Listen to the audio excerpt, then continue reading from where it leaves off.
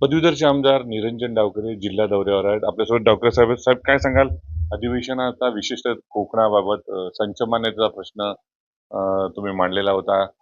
काय निर्णय झालाय? पालकमंत्री नितेश राणे यांनी पण तो विषय धरलेला आहे आणि या संच मान्यतेचा प्रश्न ऐरणीवर आला. काय भूमिका घेतलेली आहे?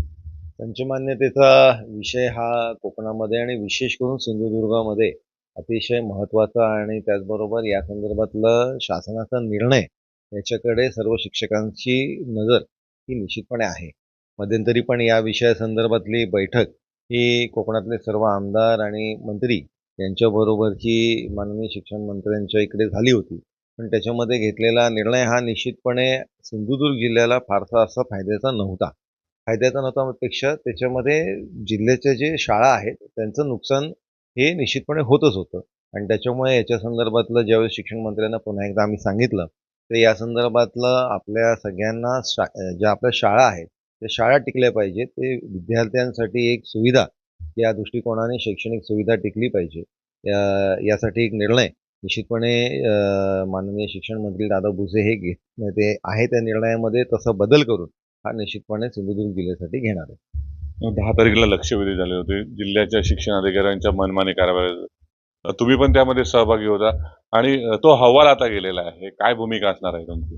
याच्यामध्ये विधान परिषदेमध्ये शिक्षक आमदार ज्ञानेश्वर म्हात्रे यांच्याकडनं जी लक्षवेधी इकडच्या शिक्षण अधिकाऱ्याच्या संदर्भातली झाली तर त्याच्यामध्ये माननीय मंत्री महोदयांनी याच्यामध्ये अहवाल हा स्थानिक सीओंकडनं मागवला होता. तो अहवालही तयार झाला. अहवालही आता पुढे गेला आहे. त्या येत्या आठवड्याभरात या संदर्भातली कारवाई ही निश्चितपणे होणार आहे. आंबा नुकसान भरपाई मिळण्याची शेतकऱ्यांची मागणी होती. 9 ते 10% आंबा आहे आणि ती पण फडणवीस सरकारने दिलेली आहे. हेक्टरी 22,500 भरपाई मिळालेली आहे. काय सांगा? आपण बघतो की माननीय फडणवीस साहेबांच्या नेतृत्वामध्ये ज्यावेळेस हे शासन काम करते त्यावेळेस निश्चितपणे प्रत्येक प्रश्न हा सहानुभूतीपूर्वक आणि संवेदनात्मक दृष्टिकोनाने हे सगळे प्रश्न सोडवले पाहिजेत. या दृष्टिकोनाने निर्णय हे शासन घेत असतं. माननीय फडणवीस साहेबांच्या नेतृत्वामध्ये सर्व कोकणातल्या आमदारांची बैठक झाली होती. माननीय राणेसाहेब होते, त्यात नितेशजी राणे पण होते, माननीय चव्हाण साहेब होते, उदय सामंत होते.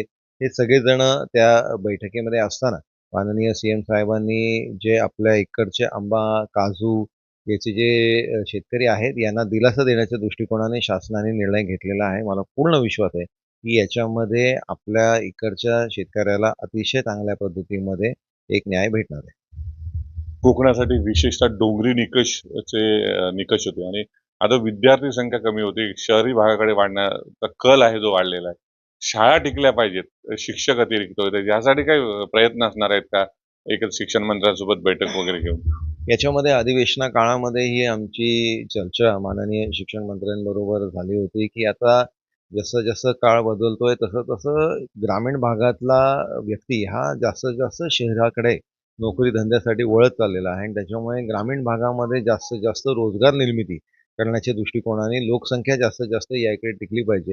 इकडे लोकसंख्या राहिली, लोक राहिली तरच ते शाळांमध्ये विद्यार्थी येतील आणि त्या दृष्टिकोनाने एक सर्वंकष विचार म्हणजे नुसतं शिक्षण मंत्रीच नाही तर याच्यामध्ये राज्य शासन म्हणून एक सर्वंकष निर्णय हा राज्य शासन घेत आहे. वातावरणामध्ये बदल झालेला आहे. मोठ्या प्रमाणात काजू आंब्याचं नुकसान झाले. सरसकट पंचनामे करण्यासाठी मागणी असणार आहे आणि असे काय मागणी करणार असणार?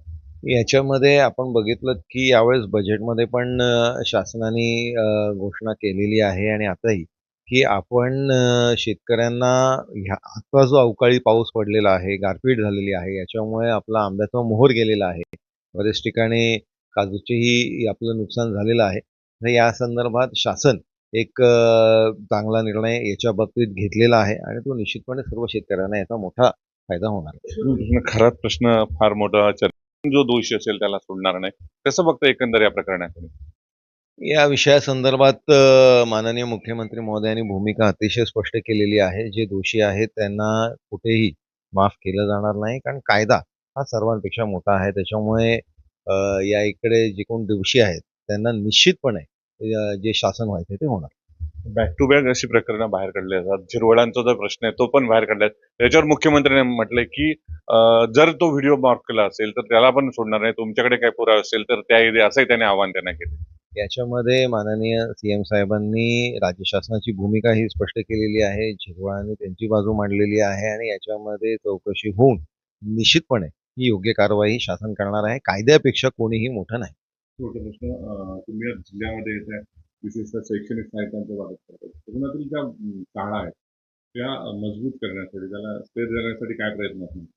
2 स्तरावरती माझं काम एक पदवीधरचा आमदार म्हणून सुरू आहे. एक तर आपण सगळ्या शाळा डिजिटल करत असताना कारण जगाच्या पाठीवरचं सगळं ज्ञान आपल्याला डेस्कटॉपच्या माध्यमाने विद्यार्थ्यांना उपलब्ध करून देण्याचा हा एक प्रयत्न आहे आणि त्याचबरोबर ग्रामीण भागांमध्ये UPSC असेल, MPSC असेल, बाकीचे जे टेक्निकल एज्युकेशन आहे हेही त्या विद्यार्थ्यांना भेटलं पाहिजे.